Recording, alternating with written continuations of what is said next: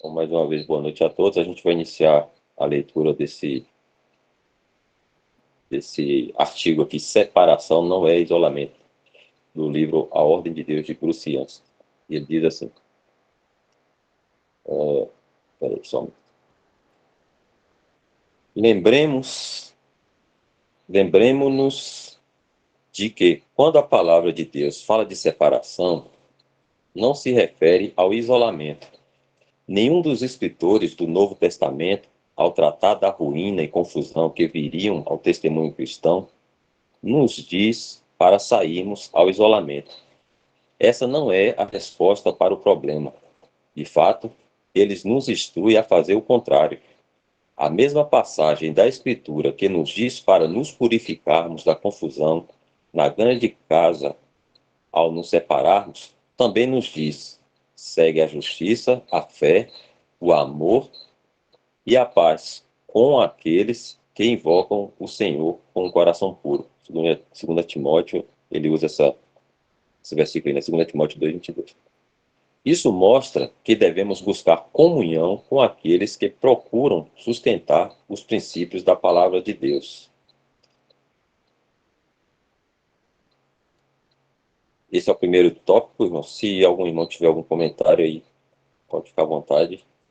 Depois a gente pode ler um outro.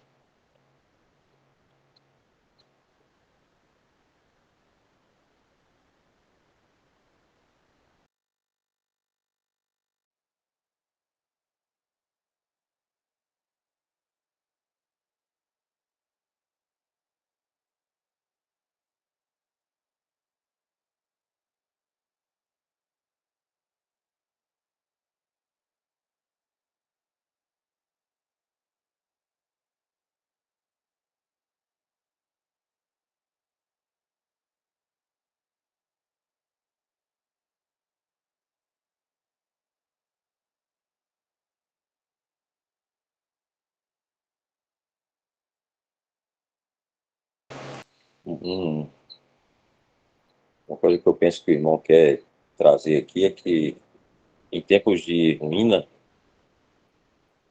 né, como a gente vive hoje, o testemunho cristão, pode haver em algum cristão, né, que deseja sinceramente fazer a vontade de Deus, um desânimo, né, porque para todo lado que ele olha, vê discordância com a palavra de Deus, bagunça, né, má doutrina, moralidade às vezes, entre os próprios cristãos.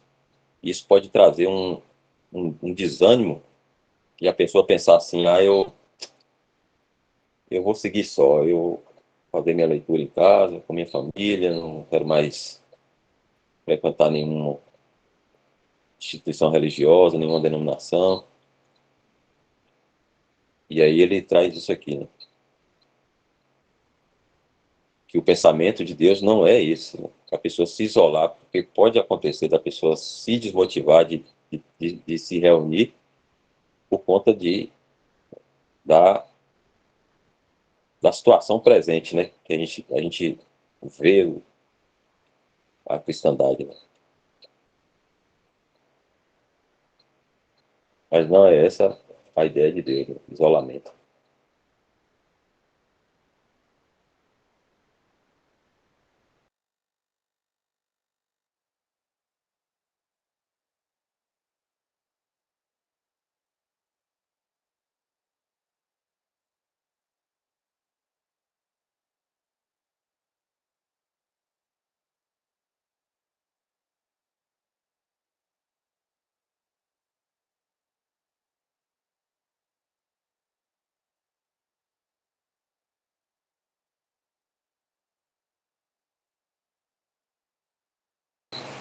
Não tem comentário, a gente pode seguir viagem aí, Jefferson.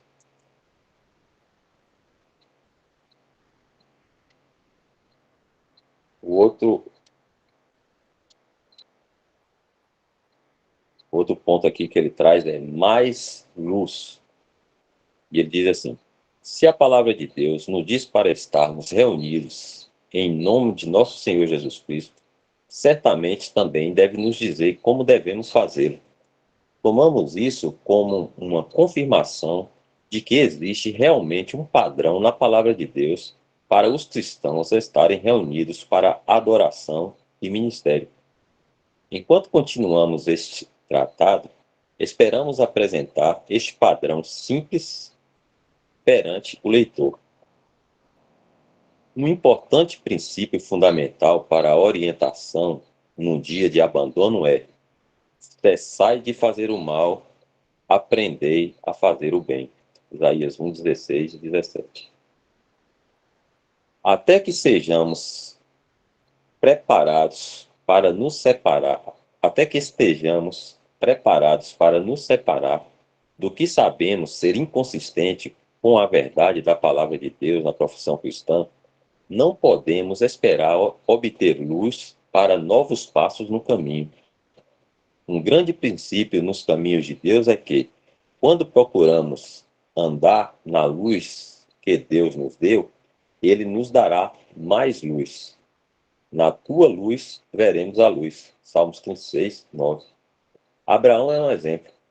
Deus o chamou enquanto ele morava na terra de Ur dos Caldeus e lhe disse para ir a um lugar na terra de Canaã, que mais tarde seria mostrado a ele.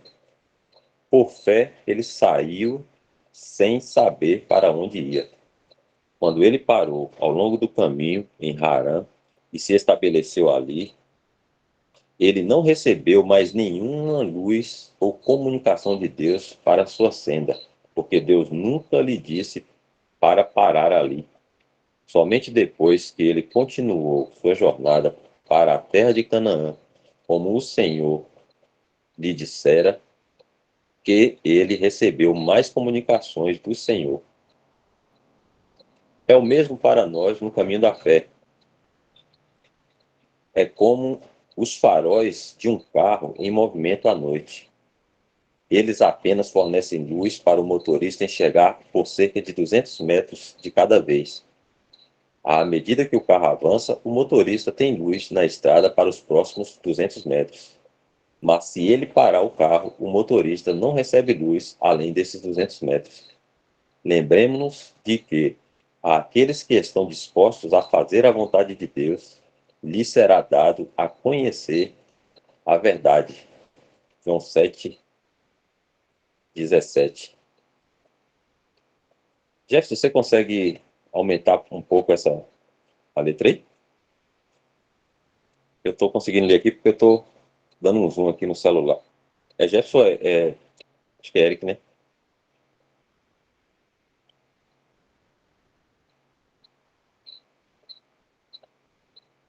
Eric. Eric, se Agora cortou. você estiver no celular, você me fala que eu estou no notebook, eu creio que é melhor. Eu tô no MacBook. A letra só vai até esse tamanho aqui, senão corta.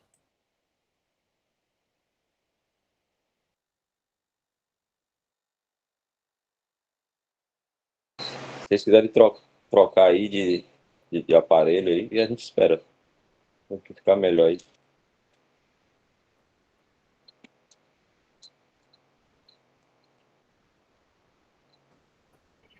Eric, só não precisa tirar a gravação, viu? Eu vou tentar aqui. Certo. Beleza.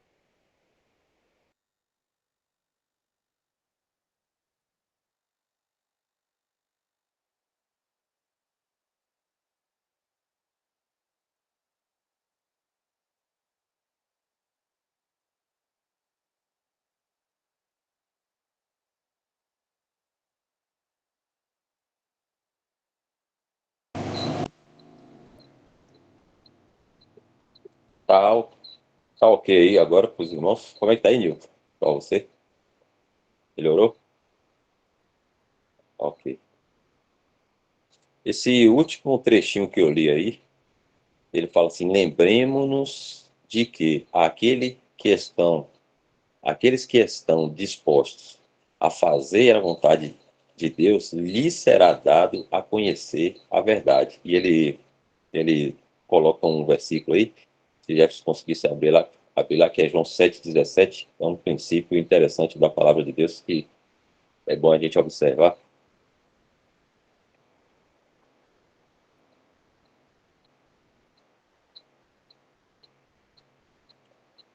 Aí diz assim: se alguém quiser fazer a vontade dele, pela mesma doutrina, conhecerá se ela é de Deus ou se eu falo de mim mesmo.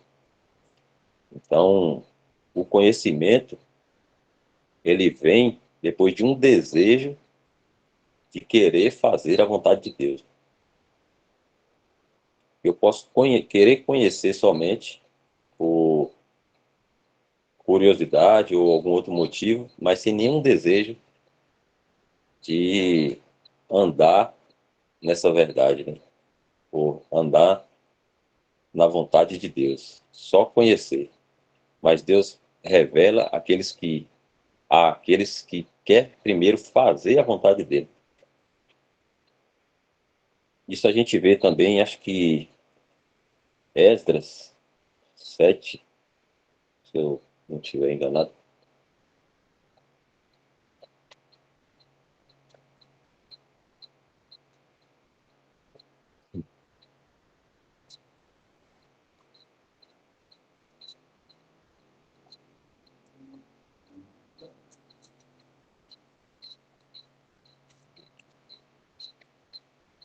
Esdras, acho que é no capítulo 7.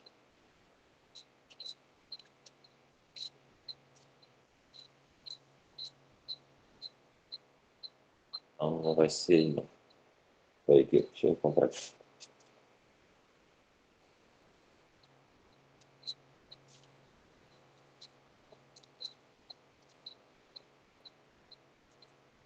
Só um minuto.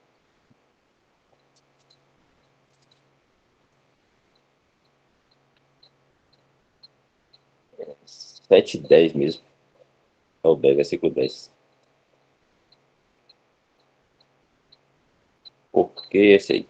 Porque Esdras tinha preparado o seu coração para buscar a lei do Senhor e para cumprir e para ensinar em Israel os seus estatutos e os seus direitos. Então a gente vê aí três coisas, né? Ele preparou o seu coração para buscar a lei do Senhor, para a cumprir. Não foi para outro motivo que ele queria conhecer a lei do Senhor. Ele queria conhecer para cumprir primeiro e para depois ensinar em Israel seus estatutos e os direitos. São princípios que a palavra de Deus apresenta para a gente conhecer da forma como Deus pensa, né?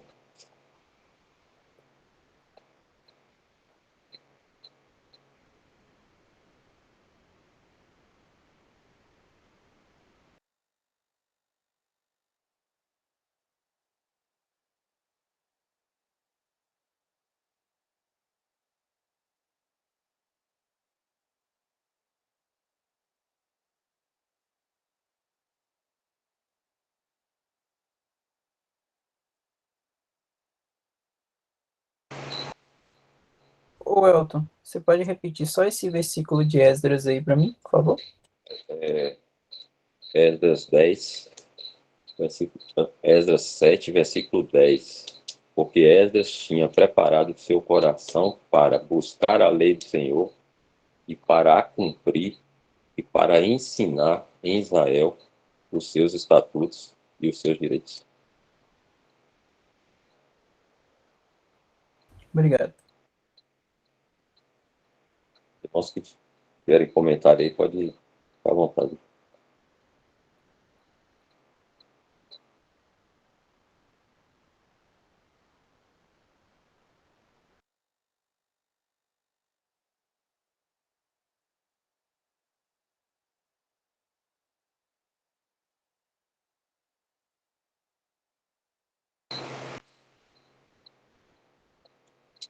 Não tendo comentário, a gente avança mais um pouco, né?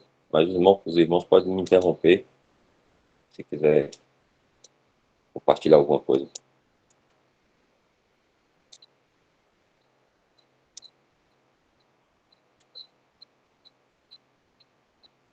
Agora o próximo assunto dele aí, que o irmão traz para qual igreja devo ir? Ele faz uma pergunta e aí agora ele vai discorrer sobre essa questão.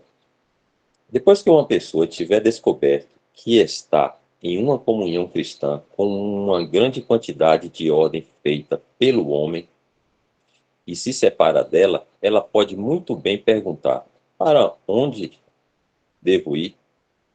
Quando olhamos para todos os nomes e divisões da desordenada cristandade, essa é realmente uma pergunta de alguém que está sem direção. Mas, sem hesitação, respondemos: a Deus e a palavra de sua graça. Atos 20, 32. Isso está nesse versículo, em Atos 20, 32. A pessoa deve ir a Deus e à palavra de sua graça. Devemos buscar a mente de Deus em sua palavra.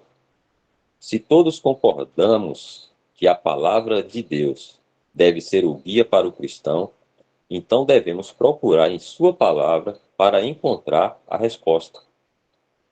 Diante dessa pergunta, indagamos a qual denominação a palavra de Deus me dirige a participar. Esta resposta é óbvia: para absolutamente nenhuma, pois a palavra de Deus não fala de nos unir a denominações. Não posso pertencer a nenhuma, não posso pertencer a nenhuma, independentemente de tipo ou tamanho, pois ao fazê-lo estaria me colocando em uma posição em que a palavra de Deus não me colocou.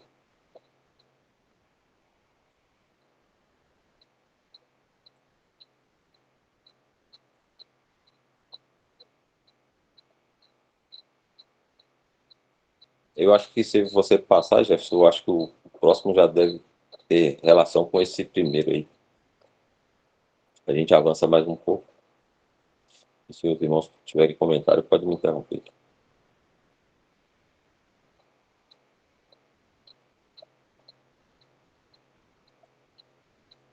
O padrão da Igreja Apostólica.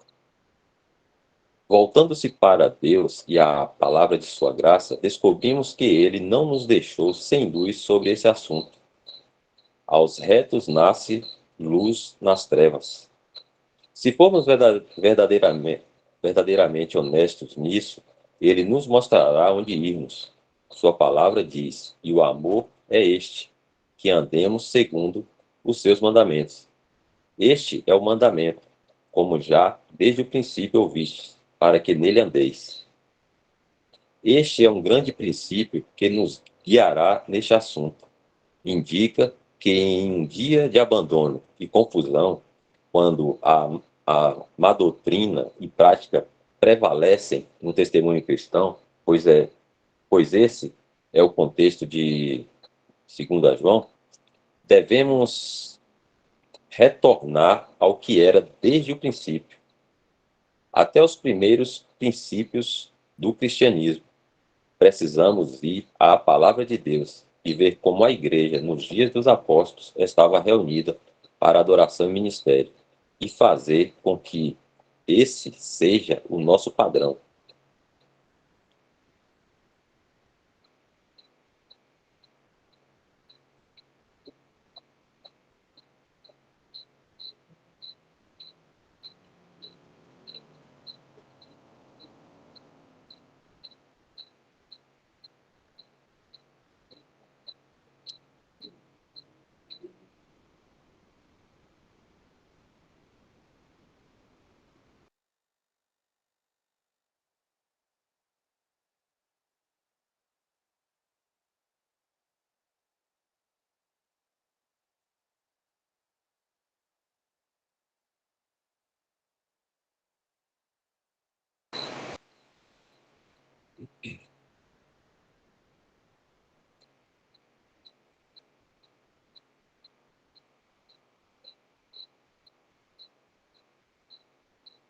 Não tendo comentário, a gente vai seguindo aí, devagarinho.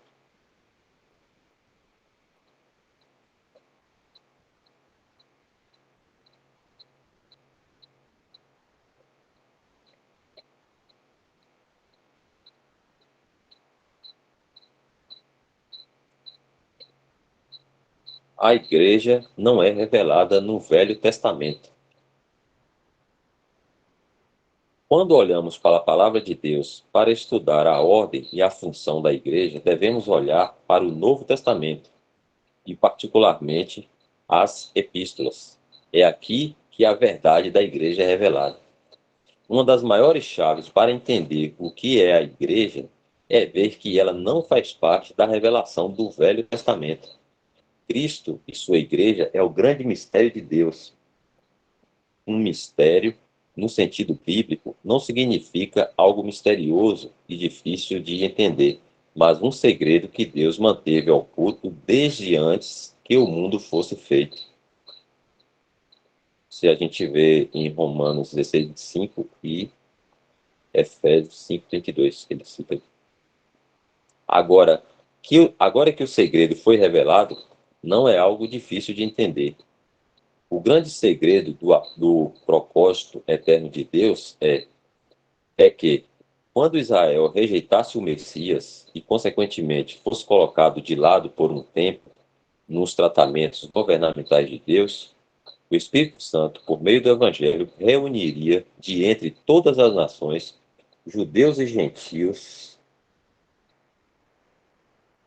crentes, judeus e gentios crentes, para compor uma companhia nova e celestial de santos. Vou achar aqui novamente. Celestial de santos, que seria unida a Cristo como seu corpo e noiva.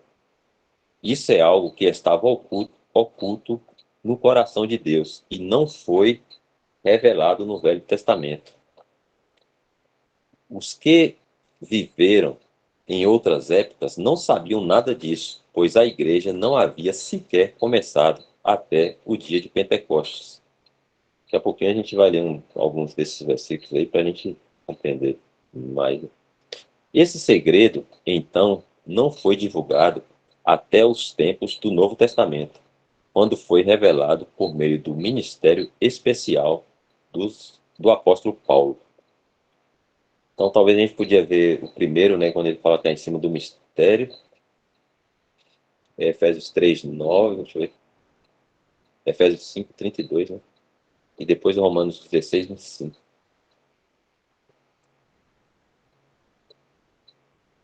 Efésios 5:32.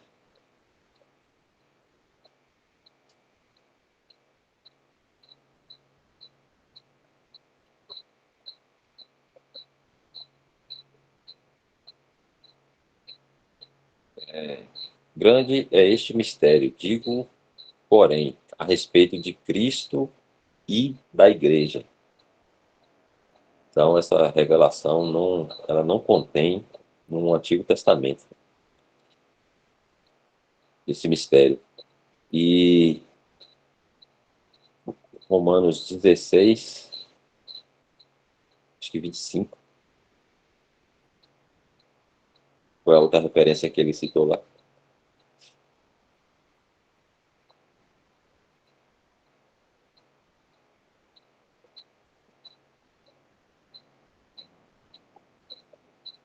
Romanos 16:25 é a próxima.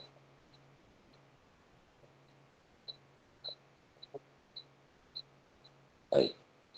Ora, aquele que é poderoso para vos confirmar segundo o meu evangelho e a pregação de Jesus Cristo, conforme a revelação do mistério que desde tempos eternos esteve oculto.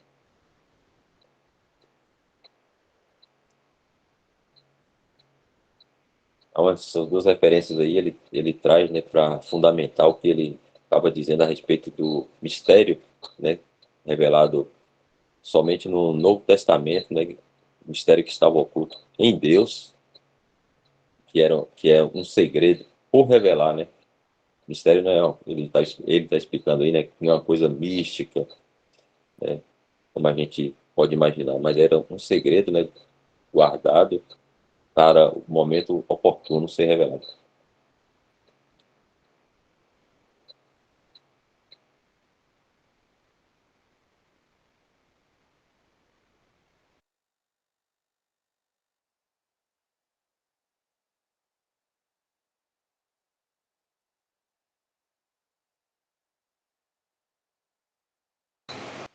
O mistério não é a pessoa de Cristo, nem sua vida perfeita neste mundo, como um homem, nem sua morte e sua ressurreição, nem sua vinda para reinar sobre este mundo, em poder e glória.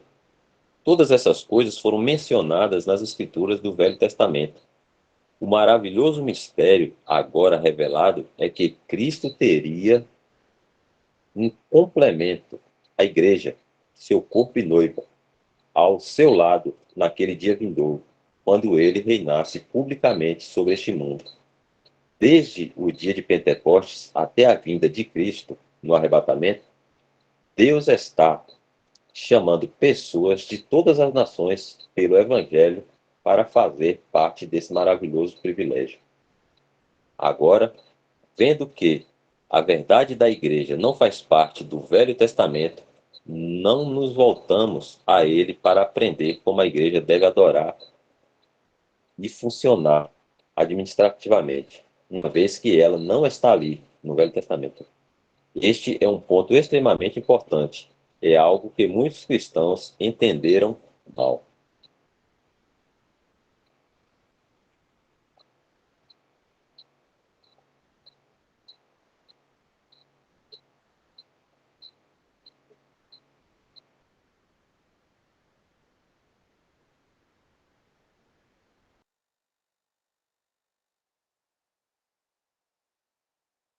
Aí você pode ir passando, Jefferson, porque se algum irmão tiver algum comentário, pode me interromper. E aí a gente comenta.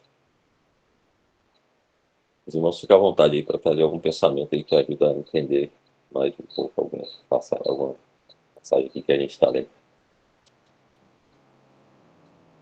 Próximo ele diz assim: o Velho Testamento é um livro de símbolos e figuras para o cristão. Não dizemos que o Velho Testamento não deva ser lido pelos cristãos. É exatamente o contrário. Toda escritura, né, ele vai citar um versículo aqui, toda escritura, abre aspas, é divinamente inspirada e proveitosa para ensinar, para repreender, para corrigir, para instruir em justiça. 2 Timóteo 3,16. O Novo Testamento deixa claro que tudo o que antes foi escrito, abre aspas aqui, outro versículo, para nosso ensino foi escrito, para que paciência e consolação das Escrituras tenhamos esperança. Isso mostra que, embora o Velho Testamento não tenha sido endereçado para nós, cristãos, ele foi escrito por nossa causa. É de extrema importância vermos que, à parte das questões morais, pois essas nunca mudam com Deus, os cristãos devem ler e aplicar o Velho Testamento de modo simbólico e figurativo. As coisas que estão registradas nas Escrituras do Velho Testamento são agora símbolos e figuras para nós, cristãos. Somos instruídos pelo Velho Testamento, aprendendo os princípios implícitos nele contidos. Como a gente viu lá, né, agora a gente foi lá no Antigo Testamento, né, vendo ali como Esdras, ele desejava fazer a vontade de Deus e ele buscou a lei do Senhor, né, para cumprir a lei do Senhor. E aí aquilo a gente tem como um princípio que norteia o cristão, né? Como ele deve também agir, buscar a palavra de Deus para querer fazer a vontade de Deus, né? Então, o que o irmão basicamente está dizendo aqui é isso. E o Antigo Testamento ele serve para nós cristãos como princípio que a gente pode buscar em alguma situação para compreender a mente de Deus.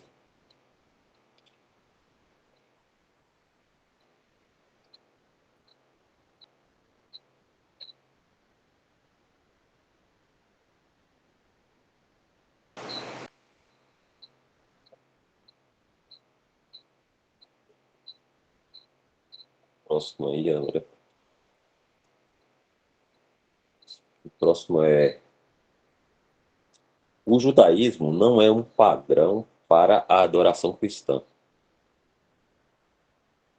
Mesmo assim, as igrejas na cristandade têm ignorado o ensino claro da Escritura, que diz que o tabernáculo é uma figura do verdadeiro santuário ao qual agora temos acesso pelo Espírito. Qualquer coisa a gente pode voltar nesse versículo daqui a pouco. Em vez disso, eles usaram o tabernáculo como um padrão para suas igrejas. Eles emprestaram muitas coisas do Velho Testamento, em sentido literal, para seus locais de adoração e serviços religiosos. Ao fazer isso, o verdadeiro significado dessas coisas é perdido de vista. Magníficos edifícios e catedrais, segundo o padrão do templo do Velho Testamento, foram montados na cristandade. Muitas vezes, eles chamam esses edifícios de templo ou tabernáculo, de acordo com o judaísmo do Velho Testamento. Algumas denominações chegaram ao ponto de considerar uma parte de seu edifício como sendo mais sagrada do que as demais, e o chamam de o santuário, como no tabernáculo do Velho Testamento. Tudo isso mostra que os cristãos há muito tempo perderam de vista o fato de que a casa de Deus hoje é uma casa espiritual, composta de pessoas redimidas, e não algo literal e material. A seguir, é apresentada uma lista de algumas das coisas que a igreja emprestou do judaísmo. Aí ele vai citar aqui algumas coisas. Primeiro, o uso literal de templos e catedrais como locais de adoração é uma coisa que os cristãos, por assim dizer, né, importou do judaísmo, né, porque eles tinham, né, o templo lá em Jerusalém, onde era o lugar onde Deus tinha determinado que todo judeu fosse para adorar. Então, os cristãos copiaram, né, esse modelo, né, que ele não é bíblico para a igreja. Segundo, copiaram também uma casta especial de homens que oficiam em nome da congregação. Terceiro, o uso de instrumentos musicais para auxiliar a adoração. Quarto, o uso de um coral. Quinto, o uso de incenso para criar uma atmosfera espiritual. Sexto, o uso de roupas religiosas pelos ministros e membros do coral. Sétimo, o uso de um altar literal, não sacrificial. Oitavo, a prática do dízimo. Nono, a observância de dias santos e festas religiosas. E décimo, um registro de nomes da congregação.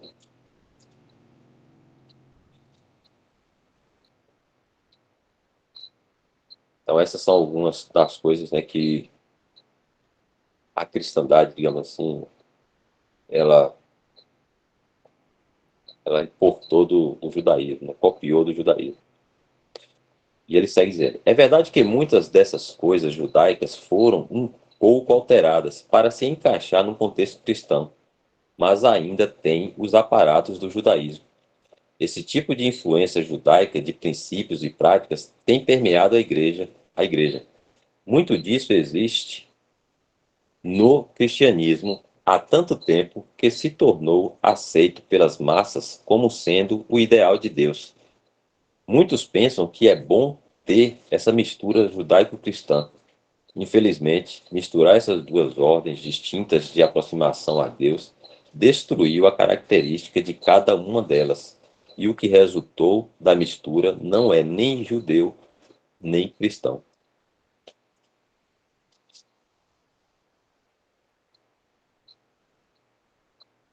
Esse ponto é interessante nesse finalzinho aí, né? Porque se fosse, né, digamos assim, a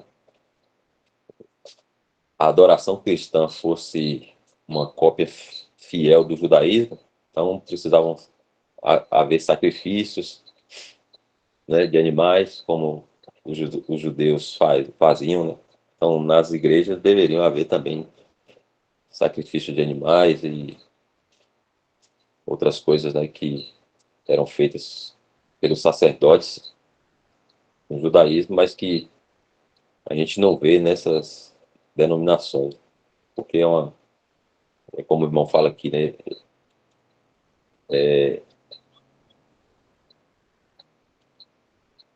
É uma coisa meio mesclada, né? Alterada. Ele fala que foram um pouco alteradas para se encaixar no contexto cristão.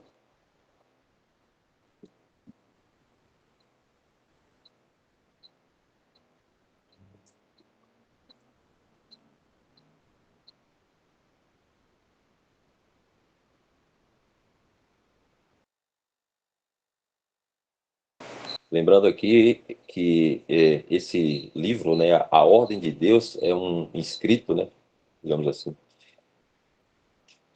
que esse irmão, né, esse Bruciense, ele vai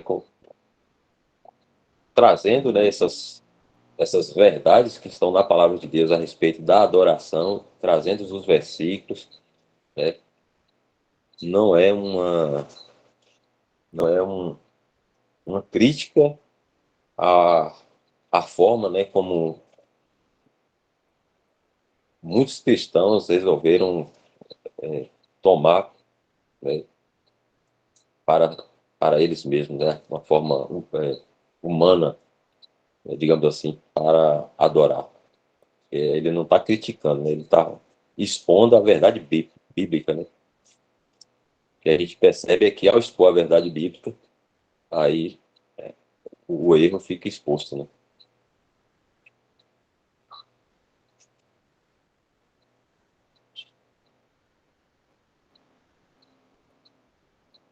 Próximo, se não tiverem comentário, pode ficar à vontade. Walter, boa noite, irmãos. Não seria bom colocar as citações, não, da Bíblia? É assim, era isso que a gente ia ver, eu acabei esquecendo. Obrigado, Dani.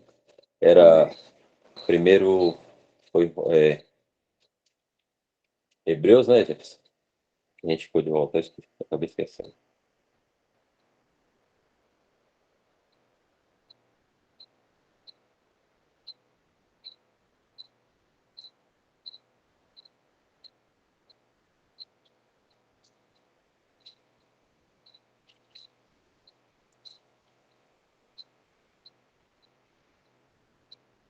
Eu acabei esquecendo qual foi. Hebreus quanto?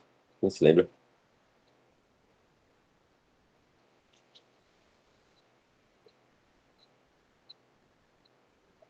É,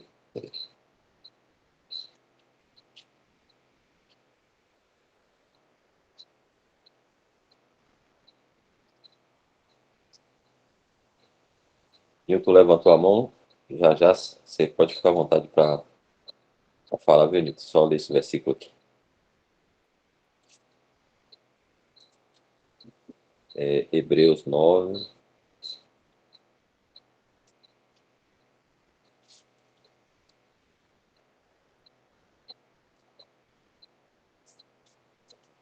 Deixa eu centralizar aqui. Dando nisso a entender o Espírito Santo que ainda o caminho do santuário não estava descoberto ou manifesto, enquanto se conservava em pé o primeiro tabernáculo, que é uma alegoria para o tempo presente, em que se oferecem dons e sacrifícios que, quanto à consciência, não podem aperfeiçoar aquele que faz o serviço.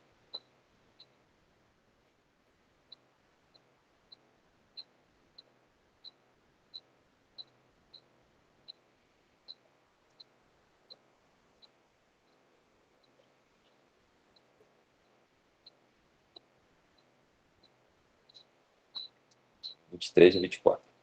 De sorte que era bem necessário que as figuras das coisas que estão no céu assim se purificassem, mas as próprias coisas celestiais com sacrifícios melhores do que estes. Mas as próprias coisas celestiais com sacrifícios melhores do que este, porque Cristo não entrou no santuário feito por mãos, figura do verdadeiro, porém no mesmo céu, para agora comparecer por nós perante a face de Deus.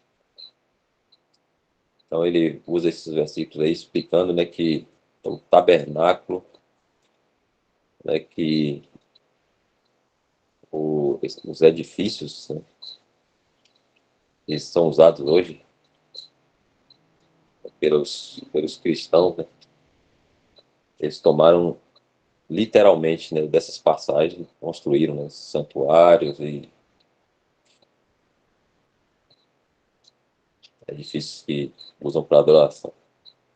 Eu vou só fazer uma leitura aqui do Newton, que falou: eu acredito, irmão, que a cristandade hoje usa do judaísmo no que é conveniente para eles. Por exemplo, é conveniente fazer holocausto?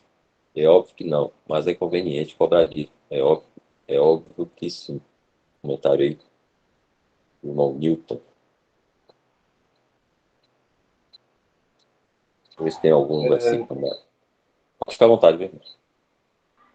Dentro desse comentário do irmão José Newton, sobre essa conveniência, né, e também do texto, falou sobre o que é conveniente trazer do judaísmo para o cristianismo.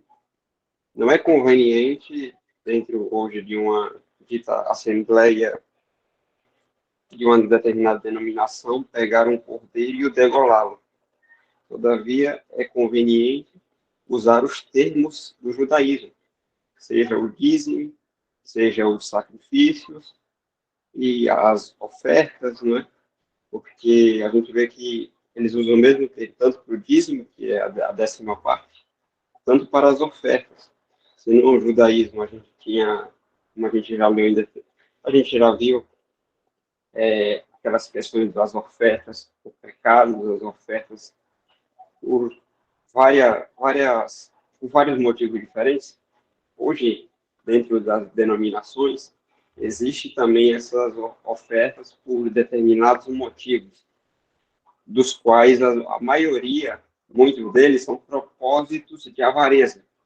É um propósito para um carro novo, é um propósito para casa nova, e essas pessoas viram, literalmente, eu falo com experiência própria, a primeira denominação que eu frequentei, vira uma casa de leilão, onde são confeccionadas bandeiras, essas coisas, bandeira de Israel e outras coisas, onde literalmente dá-se um valor, R$ 1.000 ou algo maior que isso, e daqui a pouco, algumas pessoas, segundo o seu nível, tanto de material, tanto de riqueza, como o seu nível de avareza, se levantam e vão para lá, para cima do determinado púlpito, e começa uma oração, começa isso e aquilo, ferindo completamente os princípios que o Senhor deu.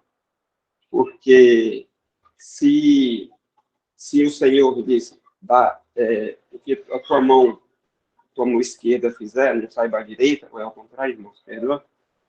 Lá é o contrário. As pessoas vão para lá, aqueles R$ 1.000, não é simplesmente pela bandeira ou pela avareza que a pessoa acha que vai ter, mas sim por receber vanglória das pessoas, por receber honra, olhares, tudo isso que infla o ego.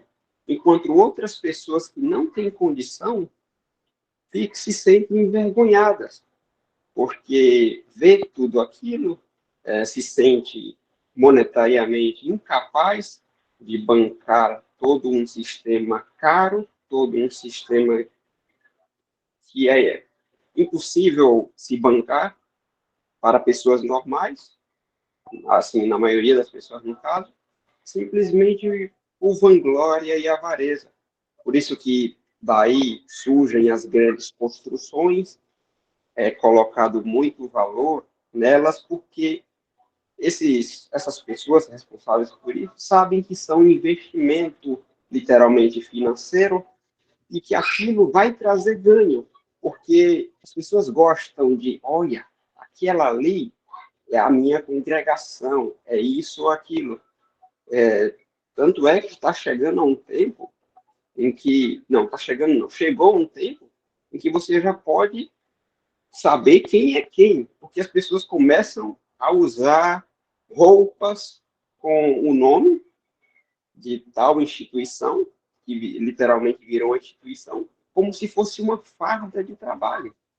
Então, não é mais, você não, em certos casos, você não precisa mais perguntar de onde é que você frequenta, onde é que você congrega, porque a pessoa já vem fardada com aquilo e já não carrega mais o nome de Cristo, já não se identifica mais com cristão. Ou eu sou a isso, ou eu sou aquilo, usando o nome da determinada instituição. Então, muita coisa do que a gente via no Antigo Testamento é usada hoje conforme convém para fins de ganância, para fins de avareza, pessoas que querem ter seu carro, sua casa nova, etc., mas não segundo Cristo, não segundo o seu vitupério. E é isso, irmãos. São esses para essas coisas a gente deve estar sempre atento, porque o verdadeiro evangelho, o verdadeiro evangelho vivido e praticado, não vai lhe trazer nada dessas coisas, carro, casa, etc., impérios, fama, glória. Esqueça isso. Porque bem está escrito que aqueles que quiserem viver o evangelho, quiserem viver do evangelho, sofrerão perseguições. E qual é o tipo de perseguição que hoje a gente tem, principalmente na nossa esfera de cultura? Tudo bem que, por você ser cristão, hoje ninguém vai lhe levantar uma espada. No Brasil isso é difícil. Todavia, a gente sofre muitas sanções comerciais. Sanções no nosso trabalho, pela nossa forma de agir, de não gabar a outros, de não agir conforme bajulação, ou então passar a perna quando lhe convém, coisas que o mundo sabe fazer muito bem. Inclusive, nós sabemos fazer muito bem, segundo a nossa carne. Mas gracioso é Deus que nos ensina a andar segundo a verdade de Cristo. E a gente sabe que essas riquezas terrenas são passageiras, mas as do Senhor são eternas. Nele a gente deve esperar. Até aqui, irmãos.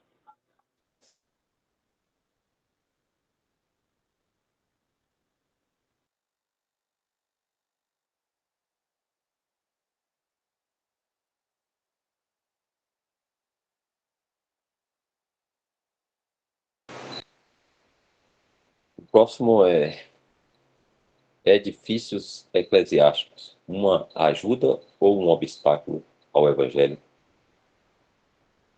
Ele diz assim: o público em geral tanto se acostumou a ver edifícios de igrejas e catedrais a ponto de pensar que isso seja o ideal de Deus. Na mente da maioria das pessoas, essas construções são um sinônimo de cristianismo. Mas o Novo Testamento nem sequer sugere que isso seja a vontade de Deus para a igreja. Há pelo menos 5 boas razões pelas quais esses edifícios relacionados ao cristianismo tendem a impedir, em vez de ajudar, o evangelho. Primeira, eles não são bíblicos. Como já mostramos, simplesmente não há base para eles no Novo Testamento. Segundo, eles transmitem uma mensagem errada para o mundo. As pessoas podem muito bem ser levadas a pensar que o cristianismo é uma continuação do judaísmo, apenas com algumas novas alterações cristãs. Elas podem, incorretamente, concluir que Deus habita em templos feitos por mãos e só pode ser adorado nos mesmos. Portanto, surge a falsa ideia de que é preciso ir a um prédio eclesiástico para orar e estar perto do Senhor. Terceiro, eles não são econômicos. Colocar tanta ênfase em prédios luxuosos, enquanto milhões de pessoas em todo o mundo carecem de necessidades espirituais e materiais, simplesmente não é um bom uso do dinheiro. A maior parte dos fundos que a igreja recebe em suas coletas deveria ser para o apoio ao evangelho e à disseminação da verdade, e não para fundar construções modernas de organizações eclesiásticas. As pesadas prestações dos financiamentos tendem a fazer com que os líderes da igreja incentivem ofertas mais generosas, a fim de pagar pelo edifício e sua manutenção. Com isso, as pessoas podem ser levadas a pensar que Deus só está interessado em dinheiro. Com milhões sendo coletados semanalmente, parece que a igreja não tem tanto problema em dar como em direcionar os fundos quando recebidos.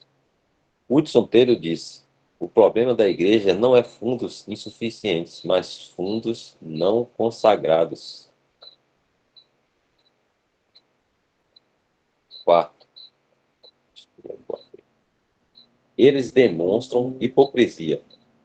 Construir edifícios enormes, por um lado, e por outro lado, construir edifícios enormes, por um lado, e por outro lado, dizer ao mundo que os amamos e estamos profundamente interessados em suas almas, não é uma mensagem muito convincente. Se a igreja está tão interessada nas pessoas carentes deste mundo, por que não sacrifica um pouco do seu esplendor ornamental?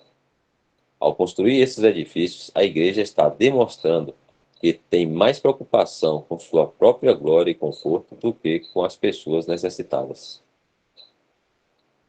Quinto, eles são imitadores. São imitadores. Intimadores. Eles são intimadores. É difícil fazer com que as pessoas participem de reuniões nos luxuosos edifícios da igreja relacionados ao cristianismo. Prédios imponentes tendem a repelir, não atrair pessoas que tenham pouco ou nenhum contato com o cristianismo. Tudo é geralmente estranho para eles. As pessoas do mundo, às vezes, têm uma noção melhor do que é apropriado ao cristianismo do que os cristãos. Os incrédulos têm uma noção mais apropriada do que o cristianismo, do que os próprios cristãos. Há uma forte reação contra o formalismo, especialmente entre os jovens. Também existe o medo de serem convidados a contribuírem com dinheiro. No entanto, muitas dessas mesmas pessoas estão dispostas a participar de um estudo bíblico na forma de uma conversa em uma casa ou em um salão menos pretensioso. Eles se sentem mais à vontade em um ambiente informal e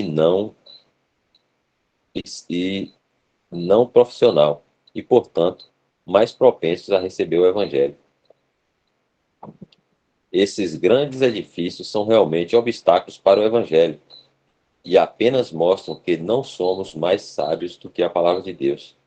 O padrão simples que ele nos deu em sua palavra é sempre o melhor, pois seu caminho é perfeito.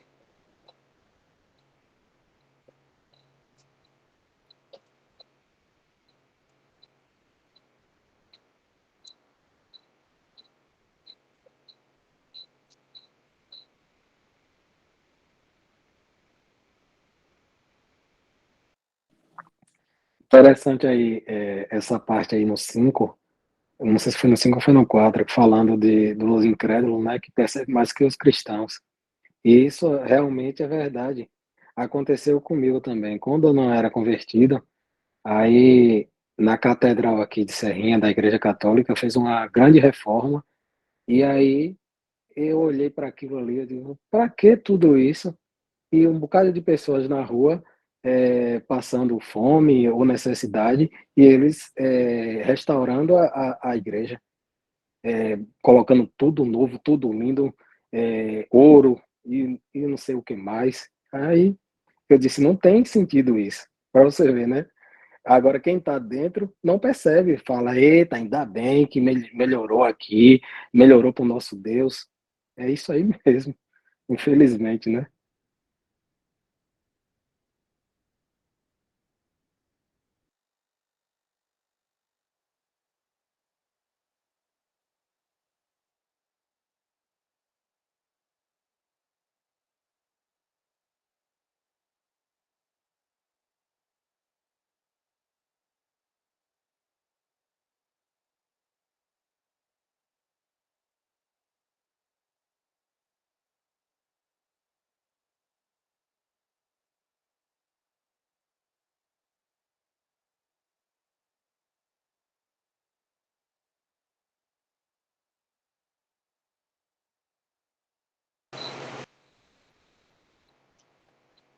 próximo agora é: o cristianismo é essencialmente celestial. Se quisermos entender o que é o verdadeiro cristianismo, devemos ver que o judaísmo e o cristianismo são duas ordens de adoração verdadeiramente distintas e contrastantes, criadas por Deus. O judaísmo é uma maneira terrenal de se aproximar a Deus em adoração, dada por ele para um povo terrenal com esperanças terrenais e uma herança terrenal. O cristianismo, por outro lado, é uma ordem de adoração celestial, dada por ele para seu povo celestial, que tem esperanças celestiais e uma herança celestial. Consequentemente, no verdadeiro cristianismo não há a guarda de dias santos ou festas religiosas especiais, pois essas coisas pertencem à religião terrenal. Quando os gálatas se afastaram, indo após os elementos fracos e pobres da religião terrenal, o apóstolo Paulo os repreendeu, dizendo: como tornais outra vez a esses rudimentos fracos e pobres aos quais de novo queres servir? Guardais dias e meses, tempos e anos? Israel observou dias religiosos santos especiais porque eles tinham uma religião terrenal. Isso estava correto e apropriado para eles. Mas a igreja, que pertence ao céu, não há tais coisas. Contudo, as denominações em geral perderam de vista a vocação celestial da igreja e inventaram dias religiosos especiais como Sexta-feira Santa, Dia de Todos os Santos, Quaresma, etc. Essas coisas não são encontradas em nenhum lugar da Bíblia. Colossenses 2:16 a 17 nos diz: portanto, abre aspas, portanto, ninguém vos julgue pelo comer ou pelo beber, ou por causa dos dias de festa, ou da lua nova, ou dos sábados, que são sombras das coisas futuras. Há apenas um dia que deve ter significado para o cristão: o dia do Senhor, o primeiro dia da semana.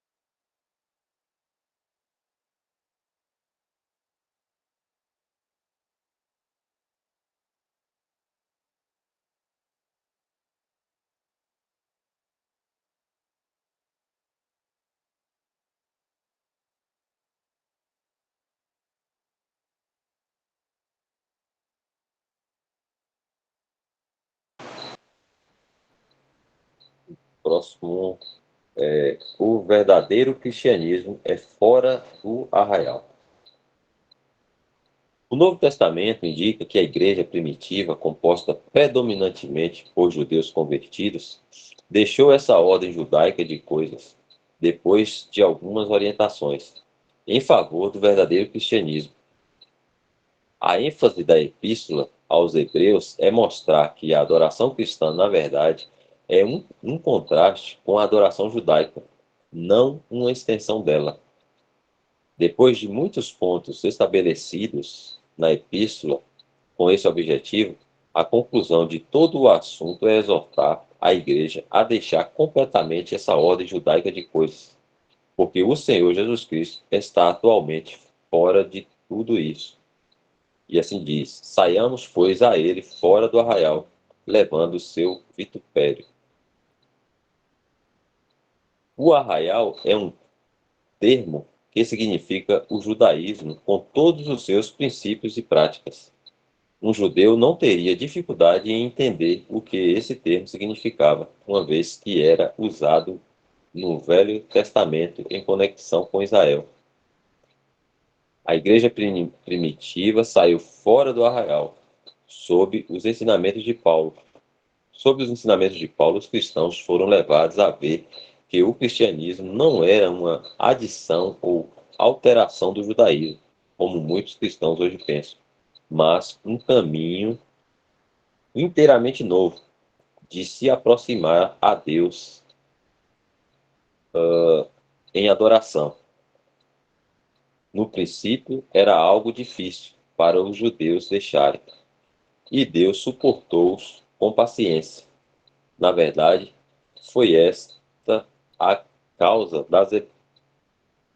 das epístolas hebraico-cristãs serem escritas. Estas epístolas, Hebreus, Tiago e 1ª e 2ª Pedro, são particularmente dedicadas a levar o judeu convertido para fora do judaísmo e estabelecendo-o no cristianismo. Elas também são muito aplicáveis à igreja hoje, que mergulhou em uma ordem semi-judaica de coisas e precisa desesperadamente se desembaraçar delas.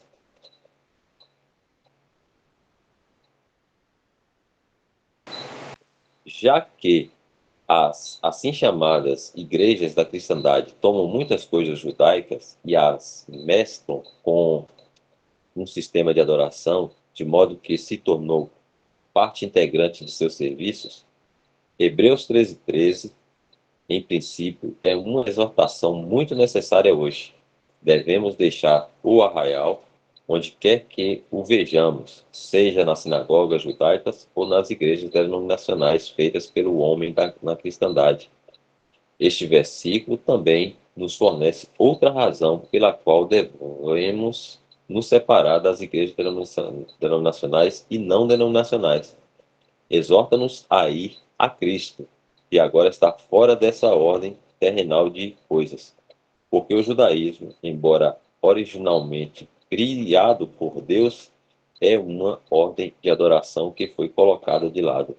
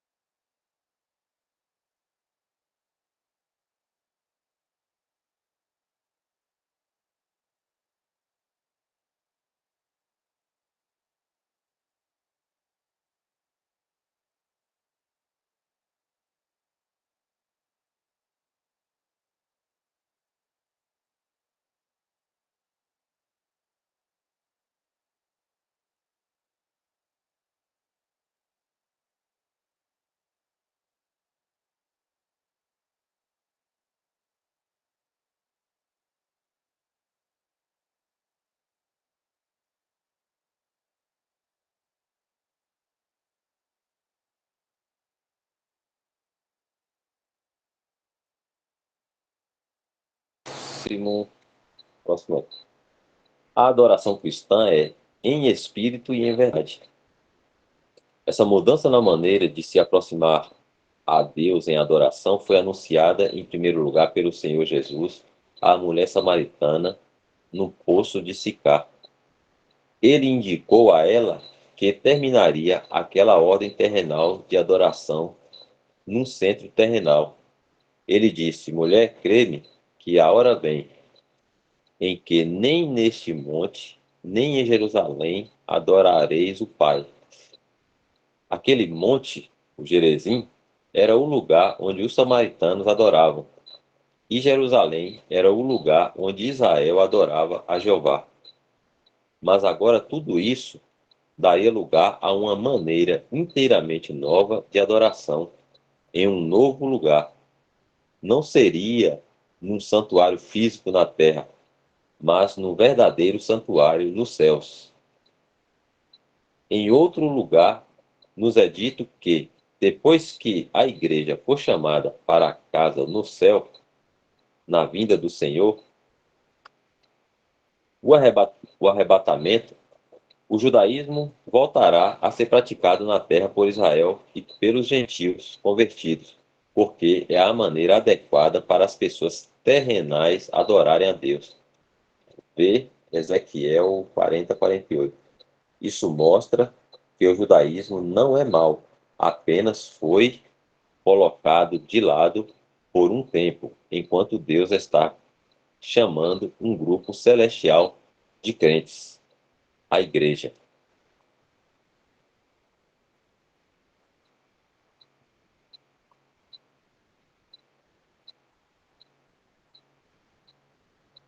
Em segundo lugar, o Senhor disse à mulher samaritana que haveria uma nova revelação quanto à pessoa que seria adorada. Israel adorava a Jeová, mas os cristãos agora adorariam o Pai. Isso era algo novo e é claramente uma revelação cristã, pois aproximar-se a Deus como o Pai não era conhecido no Velho Testamento. Em terceiro lugar, o Senhor mostrou a ela que também haveria uma mudança no caráter da adoração.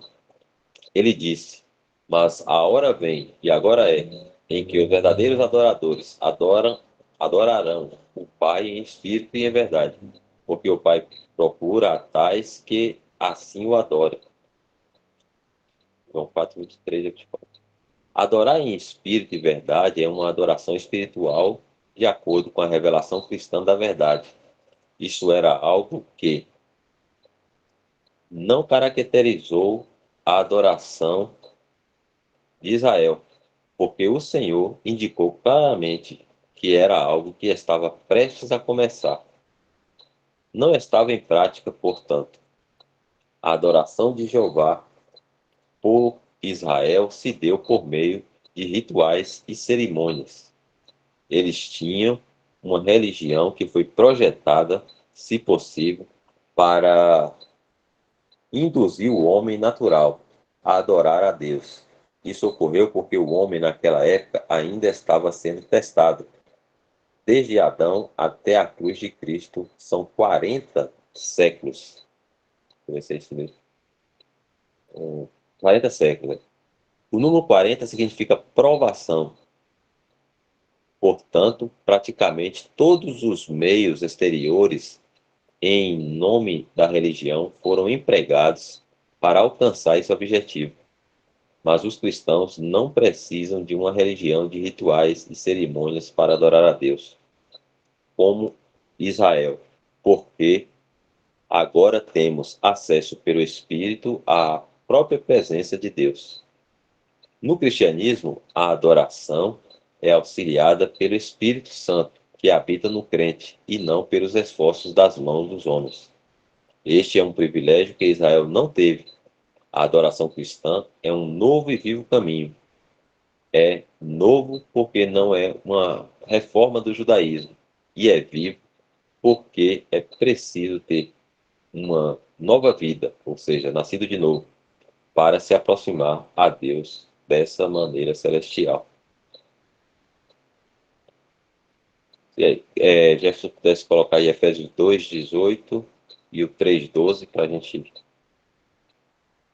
ver, né? O irmão falei que agora nós temos acesso direto ao Pai, na presença de Deus.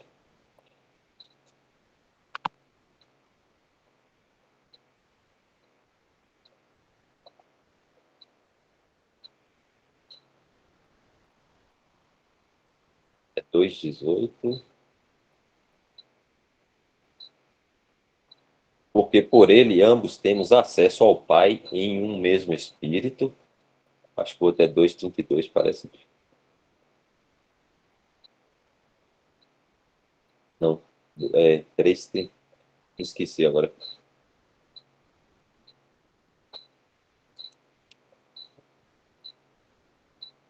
É 3:12.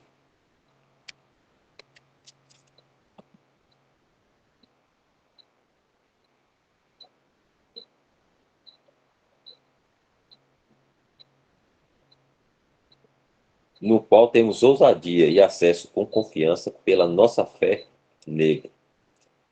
Aí é o irmão trazendo esse esses versículos aí, que indica, né, que para o cristão a adoração é 100% espiritual. Por intermédio do Espírito, né, que habita em cada um crente. A gente lembra que no Antigo Testamento o Espírito Santo não habitava nos crentes, né, da época.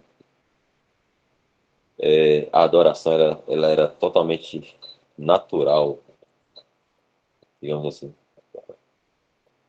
por, por meios naturais, por uso de coisas materiais também.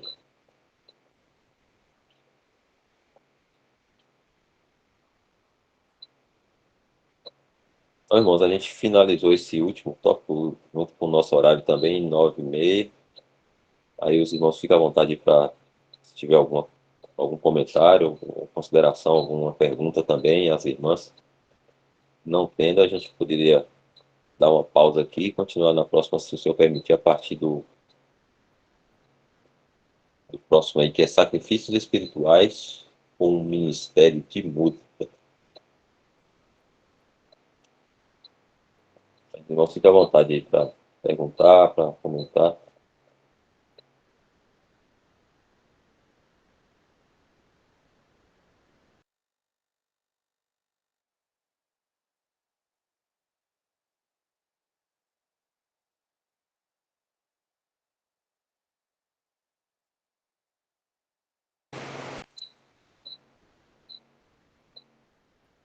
Eric, você quer ver o versículo lá? Acho que está sobre a volta, né, do judaísmo no milênio.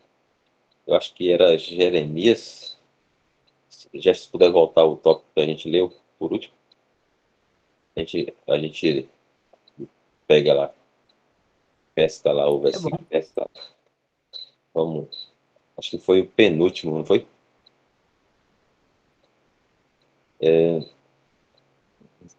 Deixa eu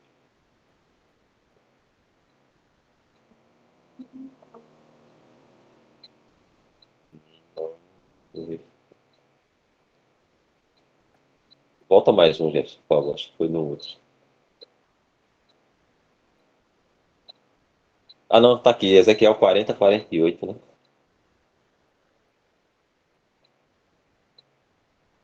É isso mesmo?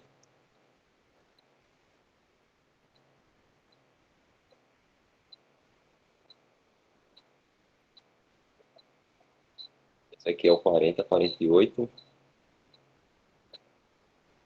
Ele vai falar que era uma adoração, né, dada por Deus. Vamos ler para ver se a gente. A forma como os israelitas adoravam. Ela era realmente divina, só não era espiritual.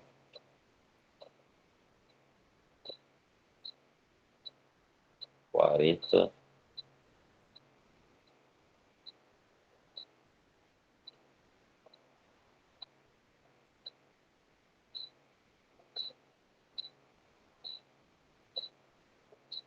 Essa 40:48.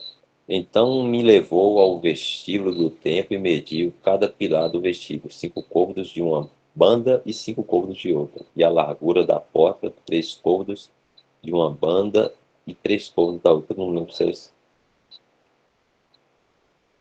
versículo.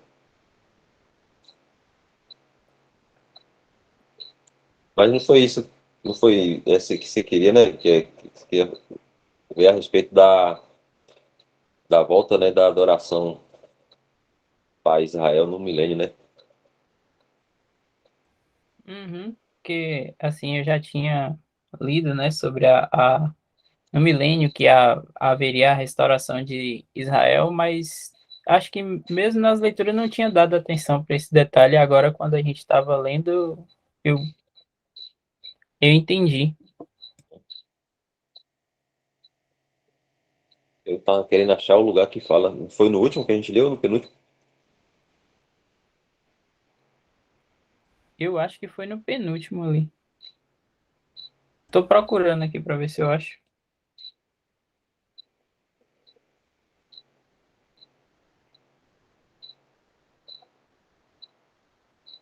Acho que é aí.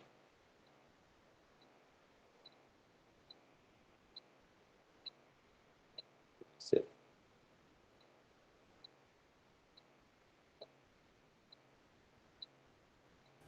Desce um pouquinho aí.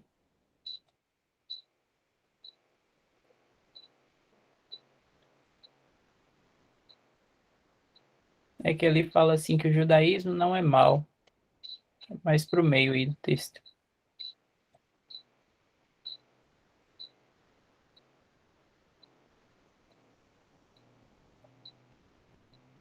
Acho que é.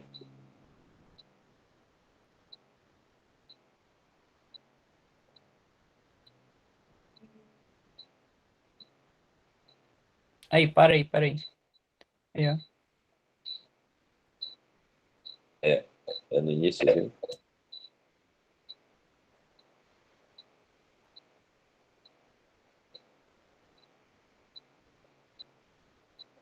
Isso mostra que o judaísmo não é mal, apenas foi colocado de lado por um tempo, enquanto Deus está chamando um grupo celestial de crentes. É isso, né?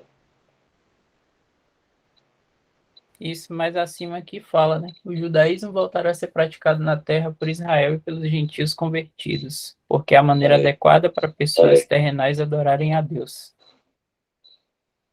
Então isso aí fala do milênio, né? Quando o Senhor leva a igreja e depois da grande tribulação que o Senhor instituiu o reino milenar dele, aí volta essa ordem judaica novamente, não é isso?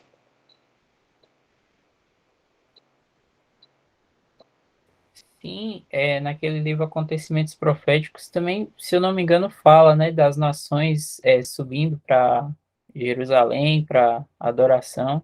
E aí eu não entendi, eu não tinha prestado atenção que nessa época de adoração vai ser o judaísmo, porque vai ser uma adoração terrena.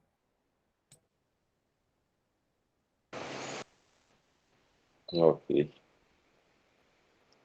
Então, a gente deixa o próximo, né? Isso aí para, se Senhor permitindo, a próxima reunião.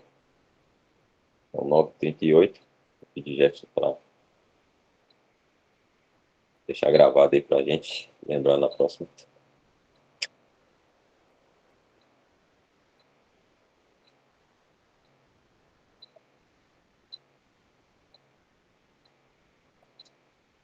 A gravação, e aí a gente dá graça e pode finalizar.